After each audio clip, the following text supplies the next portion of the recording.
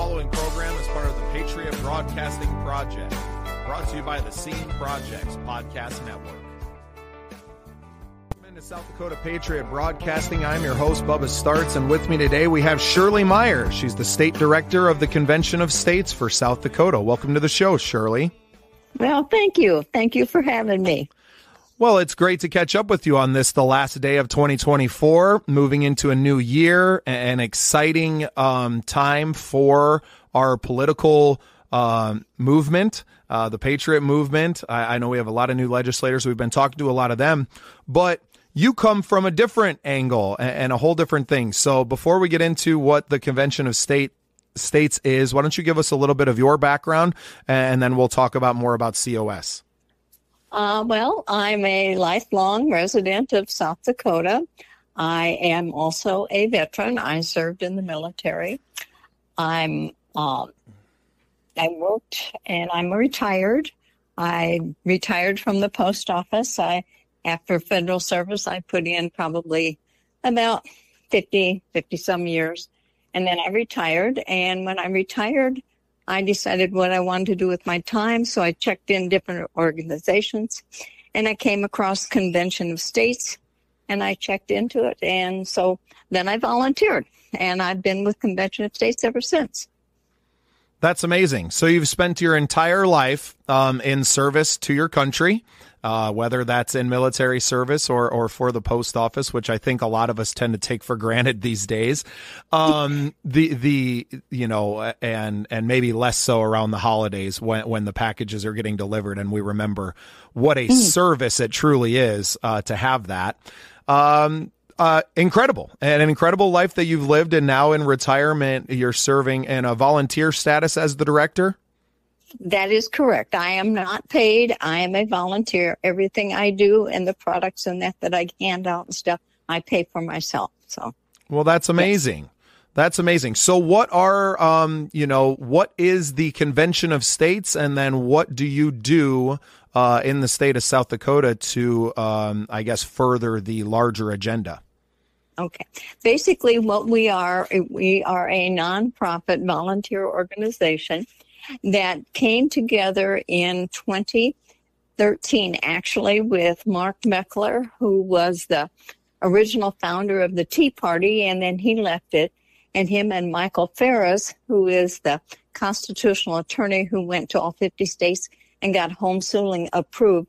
They came together and they formed the Convention of States. Basically, what it is under Article 5 of the Constitution, there's only two ways to make amendments to the Constitution. Congress in Washington or your state legislators, if they pass the same resolution in 34 states, they can call a convention for proposing amendments. We have a resolution that has three subject matters: rein in the power and scope of the federal government, bring the power back to the states, where under the Constitution, all but 17 enumerated powers belong to the states, bring that back, and term limits on Congress and other officials in Washington, and then make them fiscally responsible, like a balanced budget. They can't just print and spend like they're doing now. We are so far in debt in that. And so that is what our resolution is about. We are volunteers. We volunteer our time. We are out there trying to educate the public, educate legislators. And a lot of legislators, they've got their hands so full. They have so many things coming to them. They cannot be knowledgeable about everything. So we're trying to educate them as to what Article 5 under the Constitution is. And we have volunteers. We get into fairs. We get into parades. We do educational meetings. We inform people and educate people. So mostly what you're doing at this point in the organization's history is awareness and education, because most people don't know what Article 5 of the Constitution is or says. That is correct. That is. Or they just read it and they don't totally read the second half of Article 5, which is for proposing amendments. You're not changing the Constitution. You're not rewriting it. You're just proposing amendments. And there's a big process that has to go to before an amendment can be made. So this is the long way around to propose some kind of accountability for the bureaucrats and our other elected officials in Washington, D.C. That is correct. And it's the only constitutional way to do it and make it permanent. They can do executive orders and all this stuff, but those are only temporary. They're Band-Aids. A next person comes in, they can just erase everything they've done. This is the original permanent way to make changes that can't be changed unless you call another convention in order to do it. And the whole process, it takes a lot. Do you want me to explain the process? I would love you to, Shirley. Okay. What you do is when you have passed the same resolution in 34 states, then the state legislators are the ones who pick the delegates, and they give them their commission, telling them what they can do and what they cannot do. And then they send them to the place where the convention goes. One state, one vote when it comes time to vote. They break up into committees, and ours would probably be 3 committees because ours has 3 subject matters. They would come up with amendments that they all agree on. It could come up with 2. They could come up with 15. I do not know. But once they come together in a committee and they agree on the wording and that of each amendment, in order for it to come out of that convention, each amendment has to be approved by 26 states. Once they come out, then they go to the states for ratification. Each amendment has to be ratified by 38 states in order to become part of the Constitution. If anywhere along that process and that they try to change the wording of the amendments or anything else, it makes them null and void. And they have to accept them as they were. If they don't like it, then they just discard it. That is the process. It's a high bar, and it takes a while. Well, and we're talking, possibly several election cycles, especially for, smaller representatives, state representatives rolling over every 2 years. Yes. Yeah.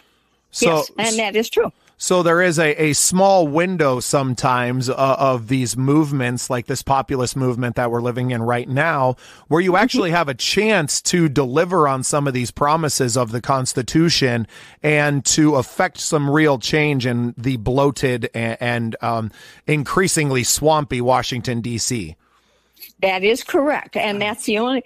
And that unless Congress in Washington makes those changes, they're not going to do it. They're going to just do a Band-Aid on it, and then the next person comes in and they do their way. That's what we've had now, and we've been having for the last 20, 25, 30 years. So this is kind of the people and the state legislations, and on all of the different state legislations. This is our power to try and wrestle some of that back from this bloated, federal government that we have now. That is correct. And it's the only constitutional way that, someone can't come in and do it because it's part of the Constitution, and the Constitution is the law of the land. And there are people who will say, well, they don't obey the Constitution now anyway. That is not true. People don't realize that basically we live under 2 different constitutions. We live under the Constitution that our founding fathers gave us, depending upon which pamphlet you do. It's about 39 pages. They're very simple, very easy. But the one that Congress goes by and Washington goes by is this big one that's about 4,000 pages long, about 4 inches thick. And it's what the Supreme Court and other decisions have made and put in there. And it is the Constitution, the one that goes by. Some of them are not lawful. And that we want to break that up and bring it power back to the states where it belongs, like education. That is a state right. But the states have given up their power. So they have this big bureaucracy in Washington. States send money to Washington for education.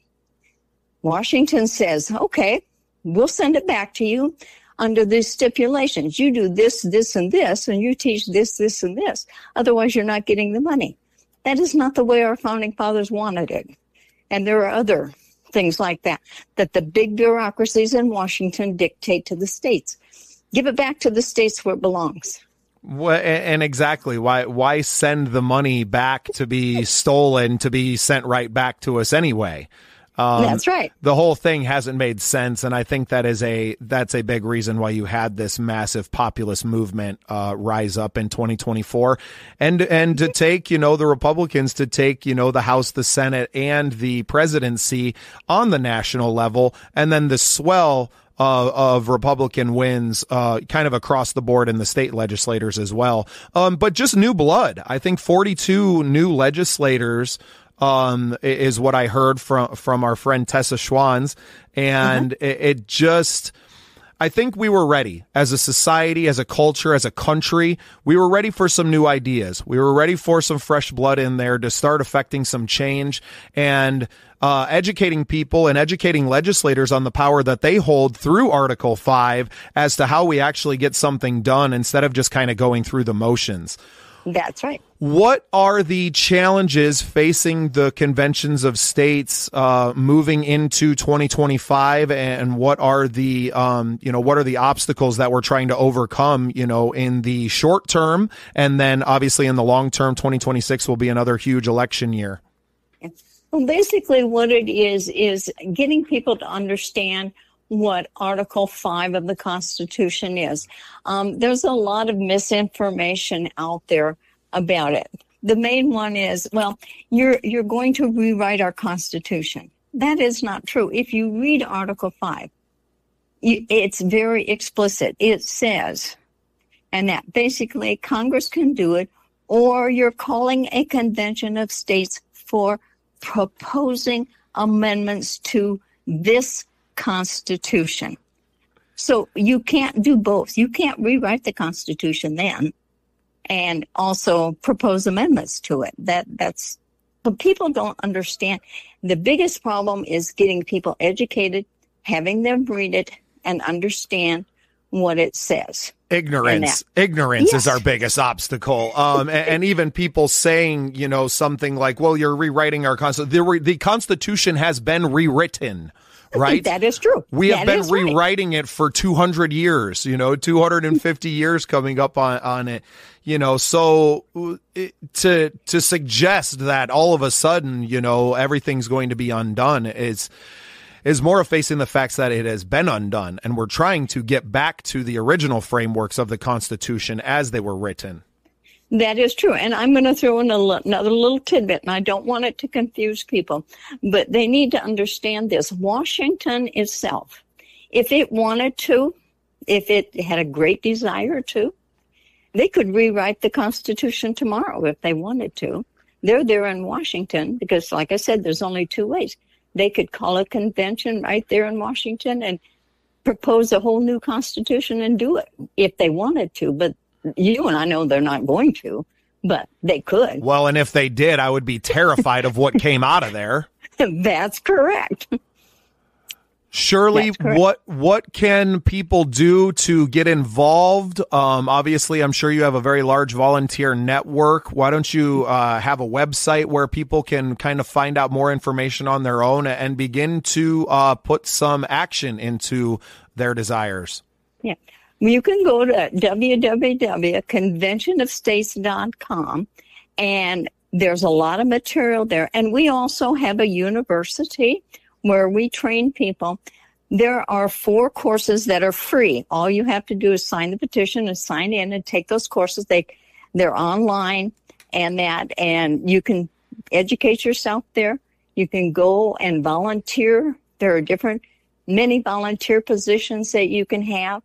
And that, if you would like to, what we do require people to be educated, and that if they volunteer in for a big role and learn more about us, you can call me if you want, go on our website. My address and phone number is there, or I can give it to you now. And call me. I'll talk to you. I'll talk to, anybody who wants to know about Convention of States when we have things. And that will be at fairs and stuff again. If I'm out in Pier, talk to me. I'll tell you everything that I know, so. Well, that's great, Shirley. I appreciate you taking some time for us today. I've already gained a lot of new information from this and a little bit of an education. We are happy to help in any way that we can to get some more of this information out to the people. And we have events throughout the year, and we would love for you to come and to share more of your story and more information about the Convention of States and what we can do as regular everyday citizens to have an effect on our lives, to put it quite bluntly. And one of the best things that people can do is in their district, if they believe in Convention of States and they know about us, talk to their legislators. They have 3 of them in each district. Talk to their legislators. Have their legislators support us and that. And if they're against us, ask them why, and inform them. That communication and education is the biggest things. Is informing people and getting them educated. And you just kind of hit on the focus of what South Dakota Patriot Broadcasting is. It's not necessarily a left or a right. We're trying our best not to lean one way or the other, but to present information, present some really interesting conversations, and then hopefully in the future we can start to get some people with opposing viewpoints to kind of hash these things out and to come to a real consensus instead of just doing this oscillation that we have back and forth between, left and right. And we see now in today's current political climate that you only do that so long before the waves tip all the way left and all the way right. And then you end up flipping upside down and you don't know who's who or what's what anymore. And true. And that's exactly the time when you need something like this, a Convention of States, and more of the people who are out here every single day living in this country, to speak up and to share their experience. And that is the basis of what podcasting is in general. I have 5 or 6 other shows that I host as well. And that's all it is, getting out our own human experiences, our individual human experiences, and see where we relate to the other people around us and in this country and in this world. So I appreciate you coming on and sharing a little bit of your experience today. And I look forward to getting a little bit more of an education on the Convention of States. Oh, that's fantastic. And I appreciate you having me. And there's a lot of other things I could say and talk about that I would love to. So, well, and maybe we can have a more regular segment where we come on and have a little bit more of a plan for what we want to talk about. And we'll make a whole series out of this, Shirley. I would love to do that with you. Oh, that would be great. Yeah, yes, I'd appreciate that very much. Well, thank you so much for being a part of the show today, Shirley. Okay, thank you for having me. And I appreciate you doing this. Thank you for tuning in to South Dakota Patriot Broadcasting. You can get more content and news at sdpatriotbroadcasting.com.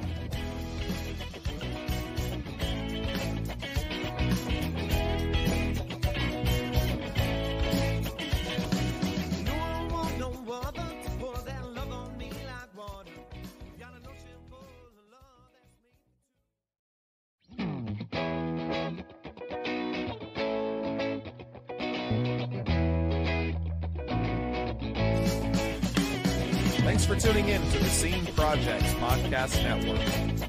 We appreciate you listening. You can find more at thesceneprojects.com. Join our community.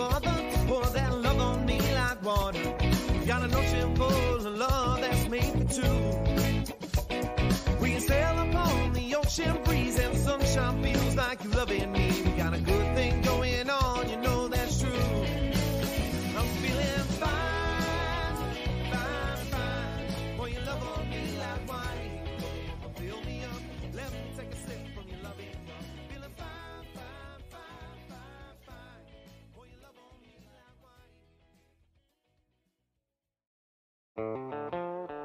The following program is part of the Patriot Broadcasting Project, brought to you by the Scene Projects Podcast Network.